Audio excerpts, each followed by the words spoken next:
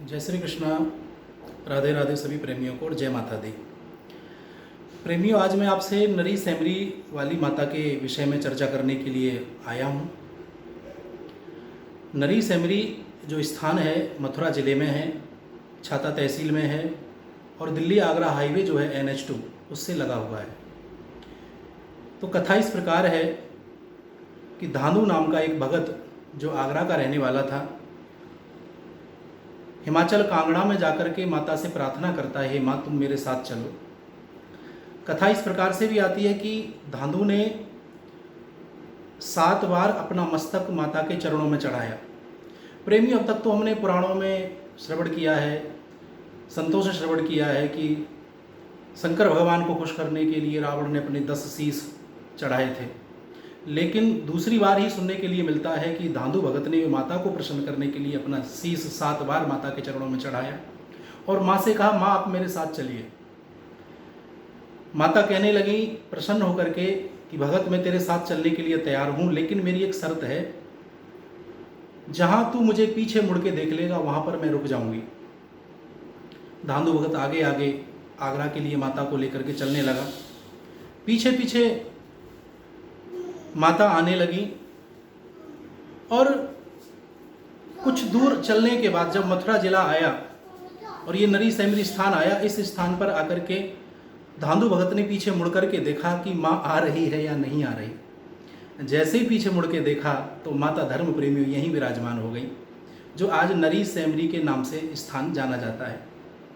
धांधु भगत के परिवार के आज 5वीं जो पीढ़ी है आज भी माता का पूजन करती है। चैत्र के नवरात्रों में ये परिवार आरती के लिए आता है।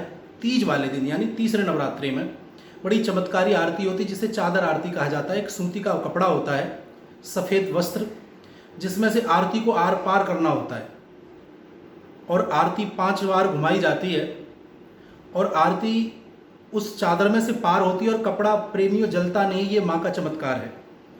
लेकिन इस वस्त्र के चारों छोरों को धांधु भगत के जो वंशज हैं, परिवार के लोग हैं, वह पकड़ के रखते हैं। तो प्रेमियों, यहाँ बहुत लोगों की माता ने मान्यताएं पूरी की हैं, बहुत गोद भरी हैं और बहुत विशाल मेला लगता है।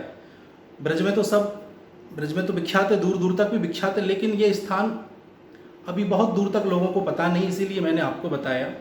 दूसरी बात मैं आपको बताऊं कि वृंदावन लीलामृत में बड़ी सुंदर कथा आती है इस स्थान के विषय में।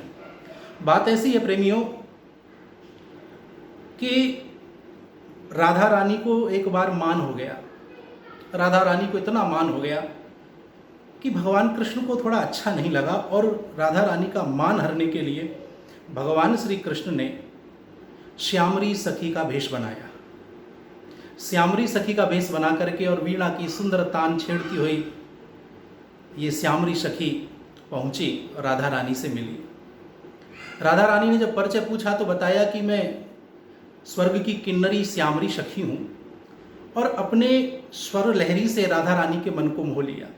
राधा रानी ने प्रसन्न होकर के अपने गले का रत्नों का हार श्यामरी सखी को देना चाहा, लेकिन श्यामरी सखी बोली, सखी राधे रानी, मुझे आपसे आपका रत्नों का हार नहीं चाहिए।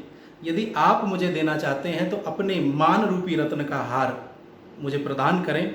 इतना कहने पर ही राधा रानी समझ गई कि ये तो मेरे प्रभु श्याम सुंदर हैं और यहाँ पर प्रभु ने राधा रानी का इस प्रकार से मान हरा और बहुत ही आनंद हुआ।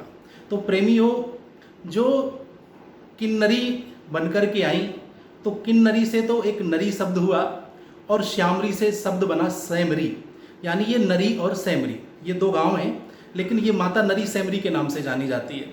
वृंदावन लीलामृत में एक अध्ययन करने को और मिलता है कि जब भगवान श्री कृष्ण ब्रज छोड़ करके मथुरा के लिए जा रहे थे, उस समय सारी की सारी गोपियाँ दौड़ी दौड़ी आईं और रथ के पीछे दौड़ने लगीं और हा हरी करने लगीं। धूल की आंधी उठ गई और हा हरी कहते कहते पछाड़ खा करके नीचे गिर पड़ी। जब पछाड़ खा करके नीचे गिरी, हा हरी कहा, तो प्रेमियों, जो हरि शब्द का अपभ्रंश होता है वह नरी हो गया। तो नरी नाम से इस स्थान को जाना जाने लगा। तो प्रेमियों, ये बड़ी सुंदर रोचक बातें हैं, मैं आप लोगों तक पहुंचाने का प्रयास कर रहा हूं। ऐसे समय में घर बैठा रहता हूँ तो मन का विचार होता है कि आप लोगों को कुछ ना कुछ सूचना मैं देता रहूँ।